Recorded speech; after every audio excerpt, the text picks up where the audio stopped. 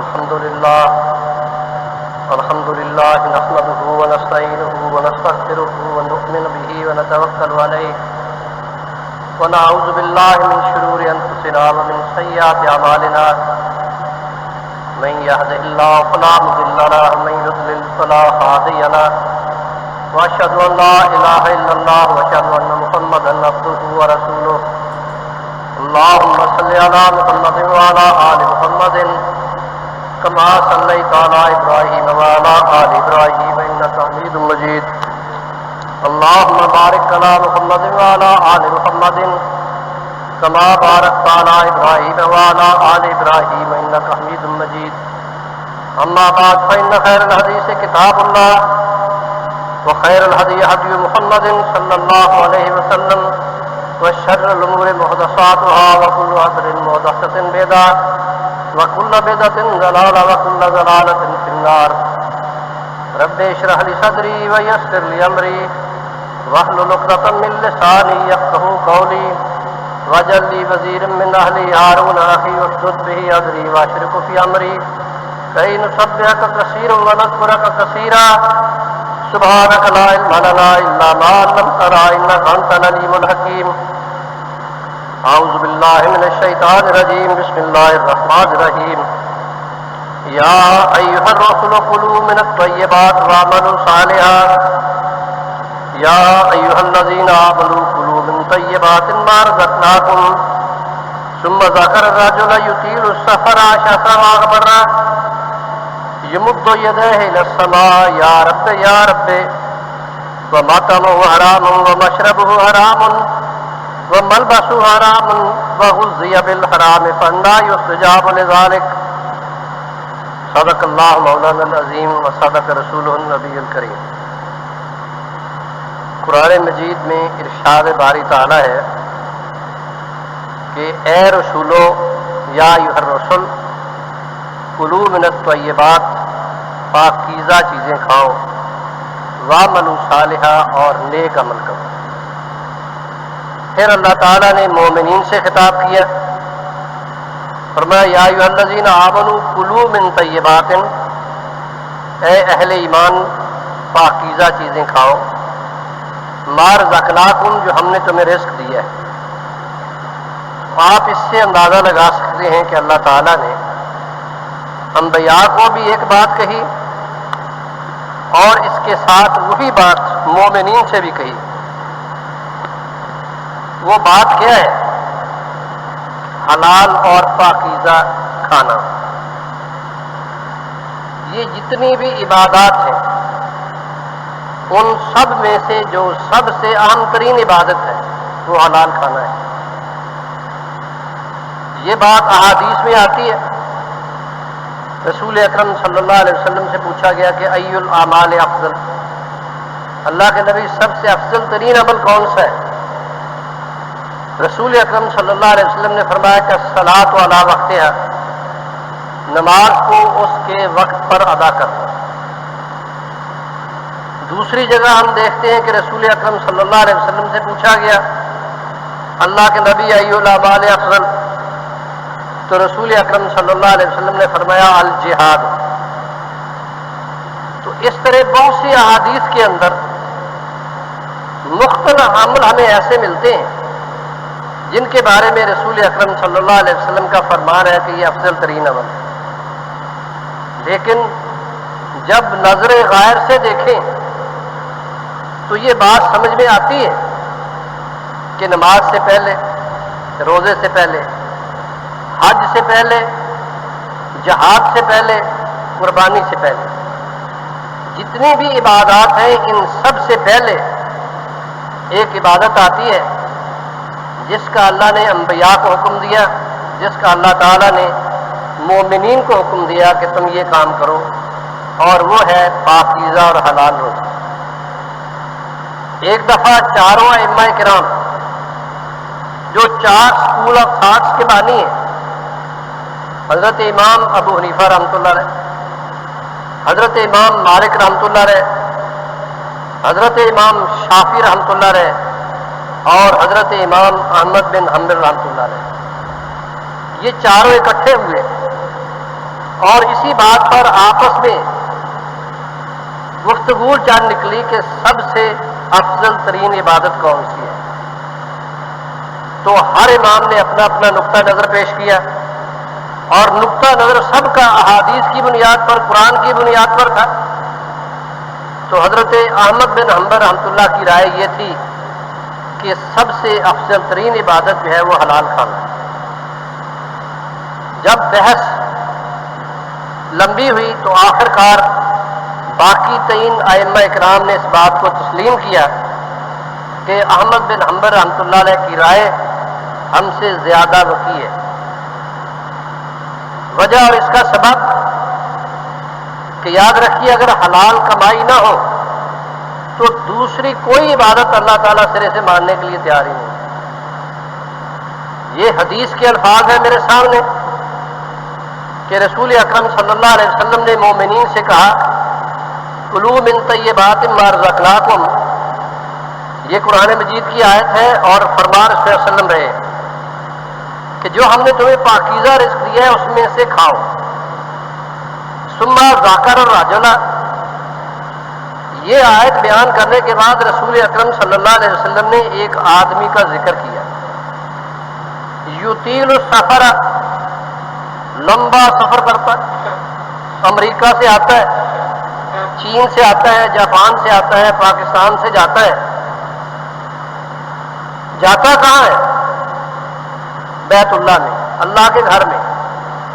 یطیل السفر آشاسا اغبرا، بال اس کے پورا گندا ہو جاتا ہے، لباس اس کا غبار آلود ہوتا ہے، مٹی پڑ پڑ کے سفر کی پریشانیاں ساری راستے کی. پھر وہ بیت اللہ میں جا کے اللہ کے گھر سے، دوسری حدیث کے الفاظ ہیں کہ وہ تعلق باستار الکعبہ، پھر بیت اللہ کے پردوں کو تھام لیتا ہے، غلاف سے چمٹ جاتا ہے، اور غلاف سے چمٹنے کے بعد اللہ سے دعا کرتا ہے، التجائیں کرتا ہے کہ یا رب یا رب یا رب، یا اللہ میری یہ دعا بھی قبول ہو جائے، یا اللہ میری یہ مراد پوری ہو جائے، یا اللہ یہ میرا مسئلہ حل ہو جائے، یا اللہ میری یہ مشکل دور ہو جائے. جو جی میں آتا ہے، اور یہ فطرت انسانی ہے کہ جب بیت اللہ میں انسان جاتا ہے، اللہ کے گھر میں اس کے دروازے کی دہلیز کو تھام کر، یا کعبے کے پردوں کو چمٹ کے، یا میزاب رحمت کے نیچے کھڑے ہو کے، یا اپنا دایاں رخسار بیت اللہ کی دیوار سے لگا کے، جو رسول اکرم صلی اللہ علیہ وسلم نے ہمیں بتایا اس کے مطابق گڑ گڑا کر اپنے اللہ کے حضور دعائیں کرتا ہے. ایک دعا تو وہاں کافی نہیں ہوتی، انسان کو اپنی زندگی کے سب کیے ہوئے گناہ یاد آتے، یا اللہ یہ معافی، یا اللہ یہ معافی، یا اللہ یہ معافی. پھر آئندہ کے منصوبے یاد آتے ہیں، یا اللہ میرے لیے یہ کام آسان ہو جائے، یا اللہ یہ میری مشکل دور ہو جائے. حالانکہ وہ گھر ہے بڑا، اور بڑے گھر سے بڑی بڑی چیزیں مانگی جاتی، چھوٹی چیزوں کا تو سوال ہی نہیں ہوتا. اور جب یہ بھی پتا ہو کہ وہ تو خود پکار کے کہتا ہے کہ یا عبادی الذین اسرفوا علی انفسہم لا تقنطوا من رحمت اللہ، اے میرے بندو، اور بندے بھی وہ جنہوں نے اپنی جانوں پہ ظلم کیا، اسرفوا علی انفسہم، جنہوں نے اپنے ساتھ خود زیادتی کی ہے، اللہ نے نہیں کی ان کے ساتھ، یعنی گناہ گار ہے. تو فرماتا ہے کہ لا تقنطوا من رحمت اللہ، دیکھو میری رحمت سے نا امید مت ہو جانا. ان اللہ یغفر الذنوب جميعا، اللہ سارے کے سارے گناہوں کو معاف کرنے پر قادر ہے. جب بارگاہ ایسی ہو جہاں سے یہ صدا ہے کہ میرے پاس مانگنے پہ بخل مت کرنا، اور حدیث کے الفاظ ہیں کہ من لم یسأل اللہ یغضب علیہ، جو اللہ سے سوال نہیں کرتا، جو اللہ سے مانگتا نہیں، اللہ اس پر غصے ہو جاتا ہے. ہم لوگوں کے پاس جاتے ہیں، مانگتے ہیں، لوگ ناراض ہو جاتے ہیں. جی یہ دنیا کا قاعدہ یہی ہے کہ جس سے آپ جا کے دستے سوال ناراض کریں گے وہ الٹا آپ کوئی الٹی سیدھی سنائے، میرے پاس مانگنے کے لیے آ گئے، اور اپنی پوری نہیں پڑتی، تم کیسے آ گئے؟ اور وہاں معاملہ دوسرا ہے۔ صلی اللہ علیہ وسلم فرماتے ہیں کہ من لم یسأل اللہ، جو اللہ سے سوال نہیں کرتا، اس کے دروازے پہ نہیں آتا، اللہ اس سے ناراض ہوتا ہے۔ تو دیکھو یہ مجھ سے دور دور رہتا ہے۔ تو عرض یہ کر رہا تھا کہ بڑی بارگاہ، بڑا دربار، تو چھوٹی چھوٹی چیزیں تو نہیں مانگنی چاہیے نا، وہاں جا کے انسان بڑے بڑے سوال کرتا ہے اللہ تعالیٰ سے۔ اور حدیث میں آتا ہے کہ رسول اکرم صلی اللہ علیہ وسلم نے ہمیں ایک چیز سجھائی ہے جس کی طرف ہماری توجہ بہت کم ہے۔ وہ کیا ہے؟ رسول اکرم صلی اللہ علیہ وسلم نے فرمایا کہ اذا سألتموہ فاسألوا اللہ جنت الفردوس، اور جب اللہ سے مانگنا ہو اس سے جنت الفردوس کا سوال کیا کرو۔ جی فإنہا أعلی الجنہ، 8 جنتیں ہیں، جنات عدن ہے، جنات نعیم ہے، جنت الفردوس ہے، تو 8 جنتیں ہیں۔ جب اللہ سے جنت کا سوال کرو، فرمایا فصل اللہ جنت الفردوس، اللہ سے جنت الفردوس مانگا کرو، اس لیے کہ فإنہا أعلیہا، کہ یہ جتنی بھی جنتیں ہیں ان سب میں سے اونچی ہے، بالا ہے، اور جتنے بھی چشمے پھوٹتے ہیں، جتنی نہریں پھوٹتی ہیں، فرمایا وہ ساری کی ساری اس جنت میں منبع ہیں ان کے۔ دودھ کی شہریں ہیں تو منبع جنت الفردوس ہے، شہد کی نہریں ہیں تو منبع جنت الفردوس ہے، میٹھے پانی کی نہریں ہیں تو جنت الفردوس ہے، کوئی فوارے اور چشمے ہیں، ان سب کا منبع جو ہے وہ جنت الفردوس ہے۔ رسول اکرم صلی اللہ علیہ وسلم ہمیں سجھا رہے ہیں کہ بڑے آقا کے دربار میں جب جاؤ، وہ جب بھی بیٹھو، جہاں بیٹھو، وہ تو سنتا ہے، اس کے لیے نہ کوئی مکان کی قید ہے، نہ جگہ کی قید ہے، نہ وقت کی قید ہے۔ قرآن کیا کہتا ہے؟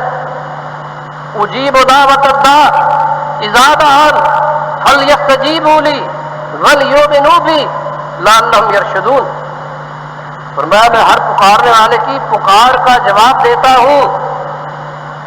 ایک ہی ہستی ہے اس کائنات کے اندر، دوسری کسی ہستی کا یہ تصور نہیں ہے کہ وہ کہتا ہے، خود کہتا ہے اجیب دعوت الداع اذا دعان۔ تو اذا کی ذرا تشریح پڑھ کے دیکھیے، اذا کے اندر ٹائم اور سپیس دونوں چیزیں شامل ہیں کہ میں ہر پکارنے والے کی پکار کا جواب دیتا ہوں۔ وہ جہاں بیٹھ کر پکارتا ہے، جس جگہ پہ بیٹھ کر پکارتا ہے، جس گھڑی، جس لمحہ، جس پل مجھے پکارتا ہے، میں اس کی پکار کا جواب دیتا ہوں۔ یہ الگ بات ہے کہ کچھ اوقات ایسے ہیں جن میں دعا زیادہ قبول ہوتی ہے، کچھ مقامات ایسے ہیں، کچھ جگہیں ایسی ہیں جہاں دعا جلد قبول ہوتی ہے، لیکن اس کے علاوہ کائنات کا کوئی کونا گوشہ، کوئی وقت ایسا نہیں جس میں اللہ تعالیٰ جو ہے وہ ہماری سنتا نہ ہو۔ بخل صرف ہماری طرف سے ہے کہ ہمیں نہ مانگنے کا سلیقہ آتا ہے، نہ مانگنے کا ڈھنگ آتا ہے، نہ ہمیں وقت میسر ہے کہ ہم اس سے مانگیں۔ حدیث میں آتا ہے، آپ پڑھتے رہتے ہیں آیت الکرسی، آپ پڑھتے ہیں کہ اللہ لا الہ الا هو الحی القیوم لا تأخذہ سنۃ ولا نوم۔ جی لا تأخذہ سنۃ ولا نوم، وہ کائنات میں صرف ایک ہستی ہے، وہ ہمارا آقا، وہ مالک، وہ ہمارا خالق، کہ نہ اس کو نیند آتی ہے نہ اس کو اونگ آتی ہے۔ ہماری تو رات 12 بجے آنکھ لگی ہوتی ہے، ہم صبح 3 بجے سوئے ہوئے ہوتے ہیں، جو تہجد کا وقت ہوتا ہے بڑی گہری نیند آتی ہے، اس وقت شیطان تھپکیاں دے کے سناتا ہے سو جاؤ، صبح کی نماز بھی رہ جاتی ہے۔ جی اس لیے کہ وہ وقت جو ہے وہ اللہ سے گفتگو کرنے کا ہوتا ہے، وہ اللہ کے ساتھ ملاقات کا وقت ہوتا ہے۔ حدیث کے الفاظ ہیں، حدیث قدسی ہے کہ اللہ فرماتے ہیں کہ بے شک میں رات کے آخری 1/3 حصے میں آسمان دنیا پہ نازل ہوتا ہوں۔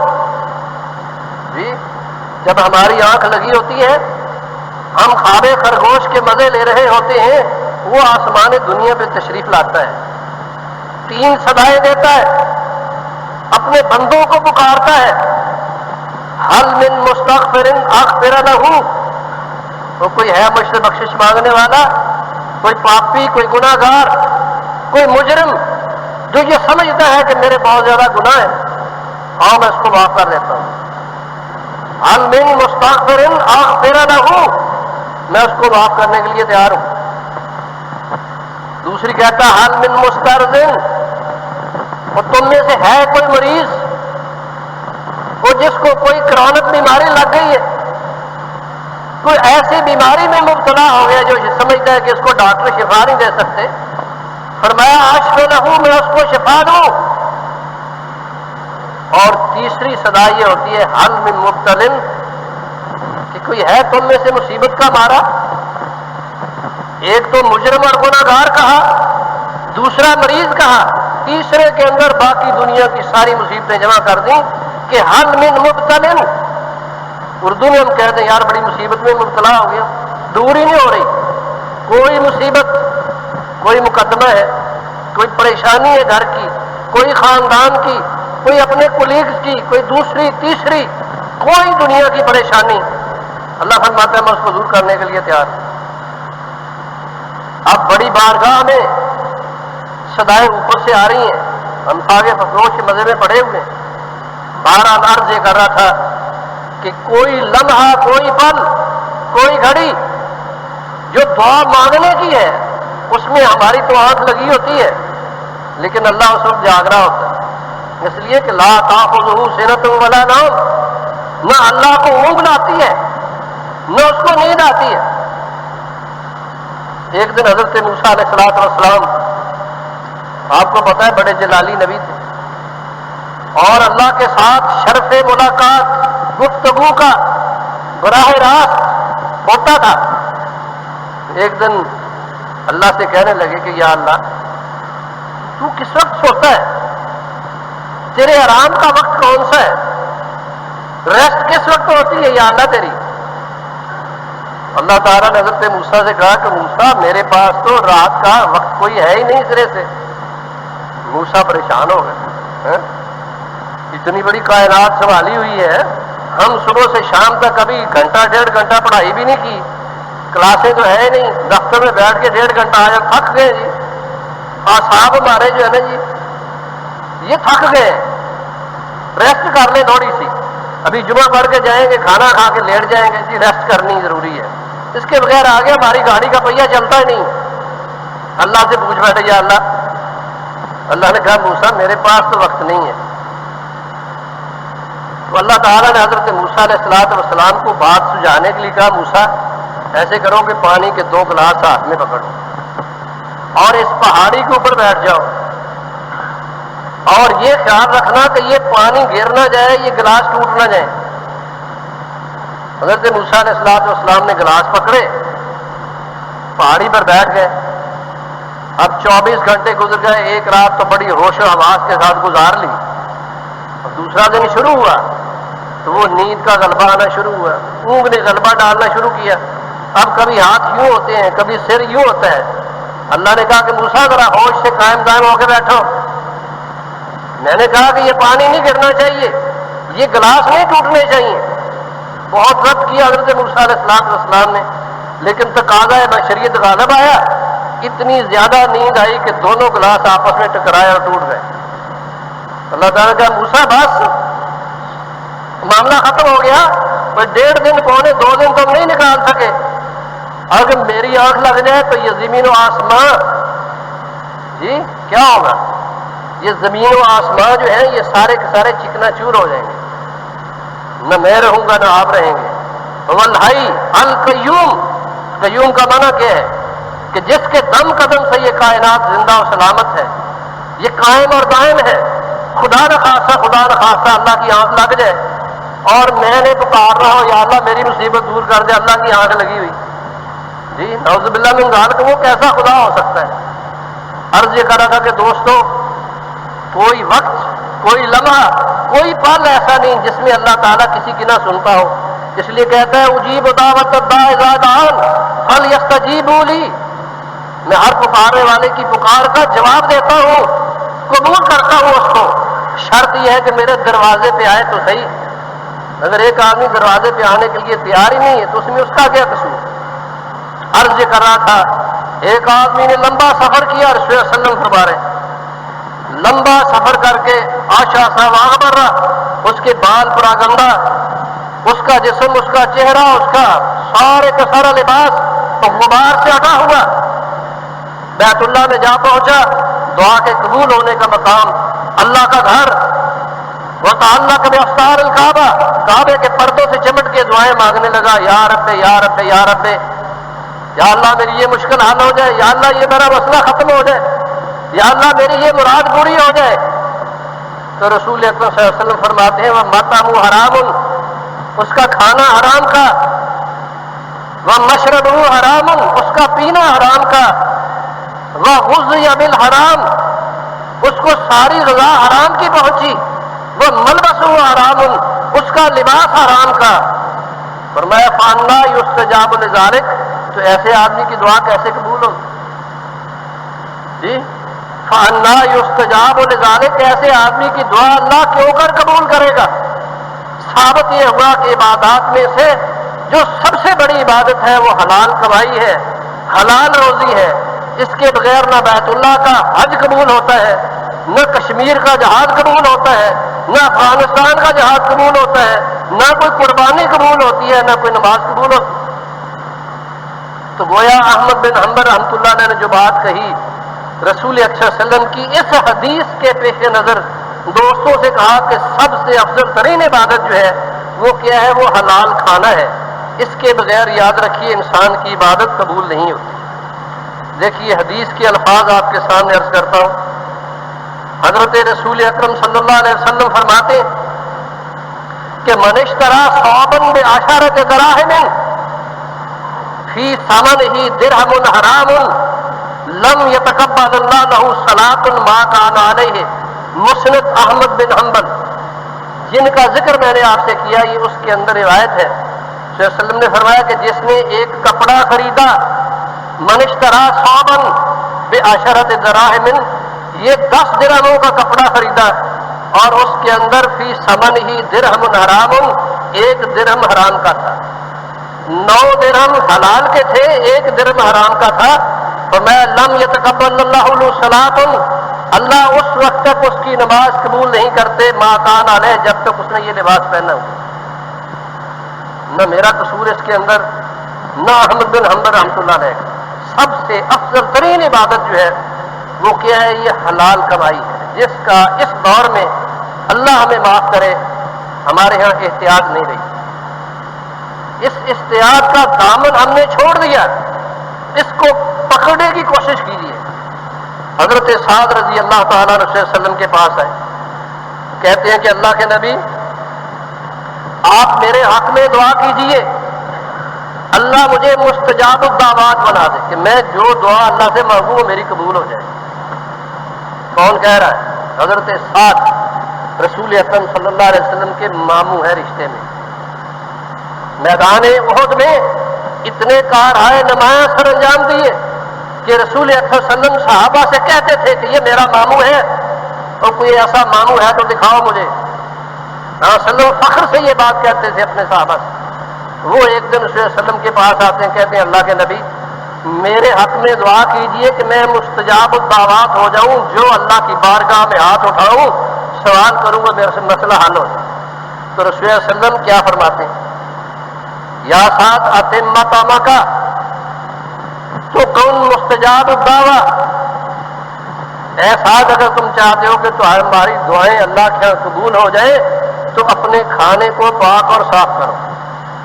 کیا کرو؟ یا ساتھ اتب، طیب سے اتب، پاکیزہ کرو مقامک کا اپنے کھانے کو، تکون مستجاب الدعوہ، تمہاری دعائیں اللہ کی بارگاہ میں قبول ہو جائیں گی۔ پھر آپ وسلم قسم کھاتے ہیں کہ والذی نفس محمد بیدہ ان العبد لیقذف اللقمۃ الحرام فی جوفہ ما یتقبل اللہ منہ عملا 40 یوما وایما عبد نبت لحمہ من سحت فالنار اولى بہ، طبرانی کی روایت۔ کہتے ہیں میں اللہ کی قسم کھا کے کہتا ہوں جس کے قبضے میں محمد کی جان ہے، ان العبد لا یقذف لقمۃ الحرام، ایک آدمی ایک حرام کا لقمہ کھاتا ہے، اپنے پیٹ کے اندر ڈالتا ہے، اللہ اس کی دعا قبول نہیں کرتا 40 یومن، 40 دن۔ جی اللہ 40 دن تک اس کی کوئی دعا کوئی عمل اس کا سرے سے قبول ہی نہیں کرتا۔ وَأَيَّمَ عَبْدٌ، اور ہر وہ انسان نبت لحمہ من سوطن، کہ جس کا گوشت حرام سے بنا ہے، فرمایا فالنار اولی بہ، تو جہنم اس کے لیے زیادہ مناسب۔ خدا نہ کرے اگر ہماری حرام کی کمائی اور یہ ساری پرورش ہماری، یہ ساری تربیت ہماری، یہ گوشت گوشت ہمارا، یہ لباس ہمارا، یہ غذا اگر حرام سے ہے، تو رسول اکرم صلی اللہ علیہ وسلم فرماتے ہیں کہ اس کا سب سے اصل ٹھکانہ کیا ہے؟ وہ جہنم۔ اس کے ساتھ ایک دوسری حدیث، رسول اکرم صلی اللہ علیہ وسلم نے فرمایا من کاسب مالا حراما فتصدق به لم يكن فيه اجر وكان اجره علیہ، کہ جو آدمی حرام مال کماتا ہے پھر اس حرام مال سے اللہ کی راہ میں صدقہ دیتا ہے، لم یکن فی اجر، اس کو کوئی ثواب نہیں ملتا، وکان اجرہ علیہ، دیکھیے اجر فی کا معنی ہوتا ہے کہ اس کو ثواب ملنا، اور اجر علیہ کا معنی اس کے اوپر عذاب کا آنا، یعنی رسول اللہ علیہ وسلم فرما رہے ہیں نیکی برباد گناہ لازم کہ حرام کے مال سے دیا ہوا صدقہ اللہ قبول نہیں کرتا۔ کیوں؟ اس لیے کہ حدیث کے الفاظ ہیں ان اللہ طیب لا یقبل الا طیبا، اللہ تو پاکیزہ ہے اور سوائے پاکیزہ مال کے وہ کسی دوسری چیز کو قبول ہی نہیں کرتا کرے۔ فرمایا الٹا اس آدمی کو اس کا نقصان ہوتا ہے کہ جو حرام مال سے اللہ کی راہ میں صدقہ کرتا ہے، اللہ تعالیٰ اس کو سرے سے قبول ہی نہیں کرتا۔ اس کے ساتھ ایک دوسری حدیث، اس پر تھوڑا غور کریں کہ نبی اکرم صلی اللہ علیہ وسلم فرماتے ہیں بھوکے ہیں، کھانے کو کچھ میسر نہیں آیا، سارا زندگی کا دن بھر کا کاروبار کرنے کے بعد رسول اکرم صلی اللہ علیہ وسلم اپنے گھر تشریف لے جاتے ہیں۔ یہ الفاظ میں سنا رہا ہوں انی لانقلب الی اہلی، میں اپنے گھر جاتا ہوں، اپنی بیوی سے کھانے کی کوئی چیز مانگتا ہوں، وہ چیز میسر نہیں آتی، فاجد التمر ساقطۃ علی الارض، میں دیکھتا ہوں کہ ایک کھجور جو ہے وہ فرش پہ پڑی ہوئی ہے، یعنی ڈھونڈتے ڈھونڈتے مجھے ایک کھجور گھر میں سے مل جاتی ہے، فارفعها لاکلها، میں اس کھجور کو اٹھاتا ہوں تاکہ میں اس کو کھا لوں کہ بھوک لگی ہے، ثم اخشى، پھر مجھے اس بات سے ڈر لگتا ہے ان تکون من الصدقہ، کہ یہ کھجور صدقے کی ہوگی، یہ خیرات کی کھجور ہوگی، صدقے کی کھجور ہوگی۔ فرمایا کہ ثم اخشى ان تکون من الصدقہ فالقیتها، پھر میں اس کھجور کو پھینک دیتا ہوں۔ جی صحیح ہے، بخاری اور مسلم کی روایت۔ کیا مانا ہوا کہ رسول اکرم صلی اللہ علیہ وسلم کی ذات اقدس اور اہل بیت پر صدقہ حرام تھا۔ اس بات کو ذہن نشین کر لینا چاہیے کہ ایک کھجور بات تو کوئی نہیں ہے نا، صلی اللہ علیہ وسلم کہتے چلو ایک کھجور سے کیا فرق پڑتا ہے، آج ہمارا یہی کام چل رہا ہے، وہ جی چلو ہے دو چار چیزیں رکھی ہو، ایک خربوزہ ہی توڑ لیا کسی کا، ایک تربوز چک لیا کسی کا، کوئی ریڑھی تو شاید ٹرے ٹرے جانا بندہ چرا لی، یہ سارے معاشرے کا دستور۔ کیا وسلم کہتے کہ چلو یار، یہ محدثین نے لکھا کہ امکان تھا کہ وہ کھجور صدقے کی نہیں ہدیے کی ہو، کہ ہدیہ تحفہ رسول اکرم صلی اللہ علیہ وسلم کے لیے جائز تھا، اہل بیت کے لیے جائز تھا۔ امکان ہو سکتا ہے کہ یہ کھجور جو ہے وہ ہدیے کے طور پر آئی ہو، وہ صدقے کی کھجور نہ ہو، لیکن رسول اکرم صلی اللہ علیہ وسلم شک کی چیز سے اتنا دور رہتے تھے کہ اتنی بھوک لگی ہوئی ہے، کھانے کو کچھ میسر نہیں ہے، لیکن کھجور کس لیے پھینک دی کہ ہو سکتا ہے کہ یہ صدقے کی کھجور ہو، اور صدقہ رسول اکرم صلی اللہ علیہ وسلم کی ذات اقدس اہل بیت پر حرام۔